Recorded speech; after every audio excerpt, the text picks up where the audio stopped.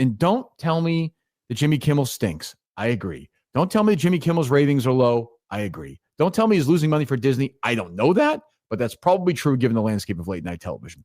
This was Trump and the FCC leaning on Disney, bullying them and the affiliate owners, and they capitulated to Trump. They're scared right now, and if Trump and the extreme right and this idiot who runs the FCC, they don't like somebody, they're going to bully them down until, look, if Jimmy Kimmel's making the ABC $30 million a year in profit, let's say, which I don't think he is, trust me when I tell you, that's not worth possibly losing a battle with the FCC.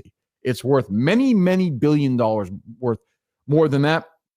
And Trump, who is a big, whether you like Trump or not, and look, I thought Trump was elected in 2016 initially, and then again in 2024 because of immigration, because some people don't like the boys who are now girls play volleyball against boys. I thought that was kind of what was going on, but this is now more just like, hey, like let's get our revenge against the left, these liberal, by being bigger.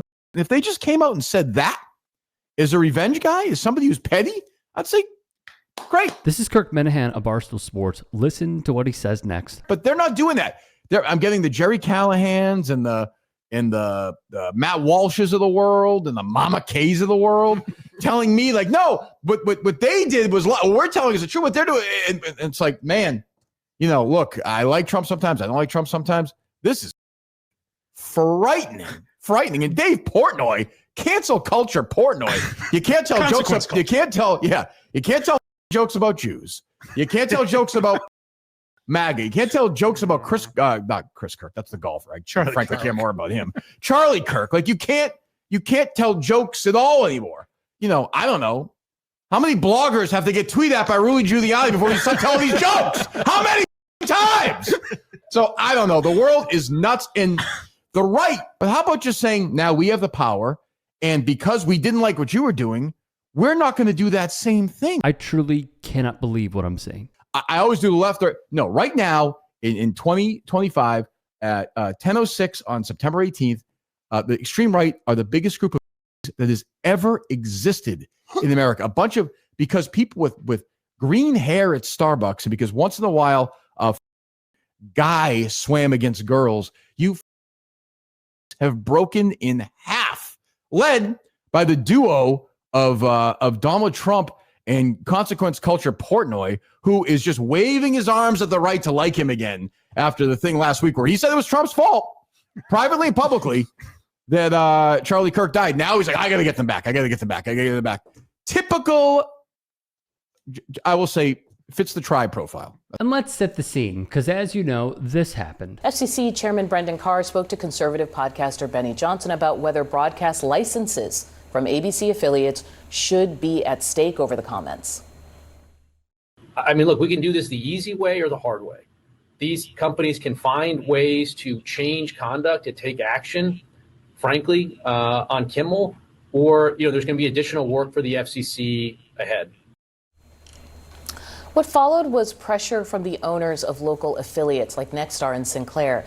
ABC yanked Kimmel's show off the air. In a social media post from the UK, Trump congratulated ABC for canceling Kimmel's show and laid out his next target, saying that leaves Jimmy and Seth at NBC before adding, quote, do it, NBC. In this situation, I think the issue was also him saying that the shooter was one of them. People took issue certainly with that description. Does he have legal recourse? Well, so Jimmy Kimmel, I do not believe, has legal recourse. ABC, however, could have had legal recourse. And that's when many entered the chat. But seeing Jimmy Kimmel not have the protection of something as powerful as Disney, because corporate interests in media are filled with such cowardice that you have a situation where not even Bob Iger has the money or the power to stand up to the threat that is presently upon the shores of everyone in media because of how compromised they are by a series of mergers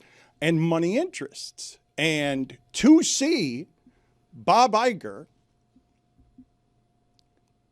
show this kind of cowardice and bend a knee again with Trump, not the first time, because what happens here is once you're a coward who's extorted, the bully's going to keep extorting the coward. And when they gave Trump $16 million on something that Stephanopoulos said, they opened the doors now to all of media feeling like it needs to capitulate to a threat. And now you get dangerously close to state-run media. Dave Portnoy, the founder of Barstool Sports, chimed in as well. With Kimmel getting canned, I'm seeing lots of people talking about the hypocrisy of cancel culture. To me, cancel culture is when people go out of their way to dig up old tweets, videos, etc., looking for dirt on somebody they don't like in an effort to get them fired. Like if Kimmel got canceled for stuff he did on The Man Show, that would be cancel culture. But when a person says something that a ton of people find offensive, rude, dumb in real time, and then that person's punished for it, that's not cancel culture. That is consequences for your actions. To which Kyle Kulinski replied, getting fired for old jokes equals bad. Cancel culture getting fired for new jokes equals good. Consequence culture, shut the F up. Your goal going in, it's like, I'm going to get rid of this person I don't like, and I'm going to dig up everything that this person has done their entire life and find some smoking guns and put pressure on people to get rid of them. This, what happened to Kimmel, I would say, is consequences for your actions in real time, statements in real time. The Pivot's Kara Swisher rebuked Portnoy. Watch a weak man pretzel himself in unnatural ways to justify something that he would lose his mind over otherwise. For reference, see putz in the dictionary. He's creating clearly headaches for ABC, and the affiliate then drops him. To me, this is like a business. He's not a journalist. This isn't freedom of the press. He's not reporting, digging. He's telling jokes. He's a comedian. He works for somebody else.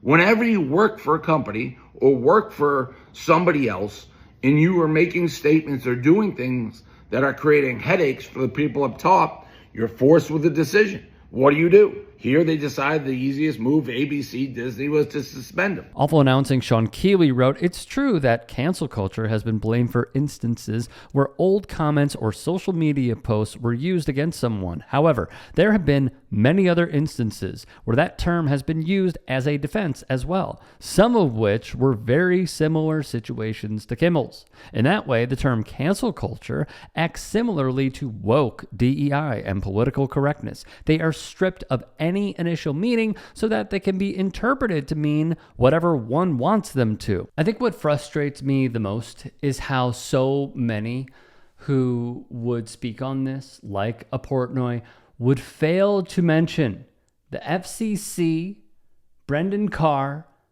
the Trump administration, and Project 2025. Brendan Carr, the head of the FCC, was put in place by Trump for a reason. He's an attorney who joined the FCC in 2012, was appointed by the current president in 2017, and when taking office again, he was appointed a second time. He's a regular on Fox News and at Donald Trump's Mar-a-Lago. He showed his public display of affinity for Trump by wearing a gold lapel pin with POTUS's face on it. A direct quote from two CNN journalists. He rose to prominence in 2024 after he wrote the chapter on the FCC in Project 2025.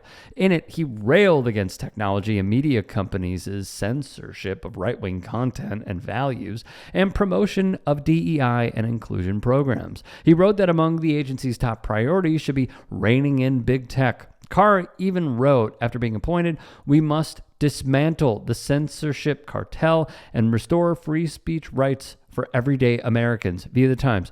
Mr. Carr quickly launched investigations into DEI and inclusion programs, pushing to dismantle them, then slashing regulations on broadband companies. In January, he reinstated complaints against CBS, NBC, and ABC, where he accused the broadcasters of political bias. Importantly, in a complaint filed to the FCC in October 2024 against 60 Minutes, a conservative group accused the network of editing an interview with Kamala Harris to make her look good.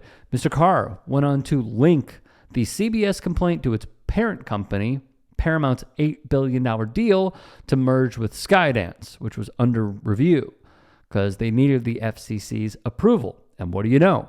In early July, Paramount settled Trump's lawsuit against CBS. That total was $16 million. Weeks later, Carr approved the Paramount Skydance merger. Do you see how the game is played here? Rolling Stone would add, the decisions by Nexstar and ABC to silence Kimmel over relatively innocuous comments is the latest sign of how terrified major corporations and media companies are with the second Trump admin. The president and his lieutenants are making it quite clear they're willing to leverage the full weight of the federal government against these networks and their parent companies, especially if a personality or comedian says things that annoy the president. Carr's demand that licensed broadcasters refuse to air Jimmy Kimmel and Nexstar's quick compliance with the request comes as the company prepares a corporate merger, what do you know, that will require FCC approval, along with Carr, of course. Nexstar is already America's largest owner of TV stations, and its $6.2 billion merger with Tegna would allow them to get even larger.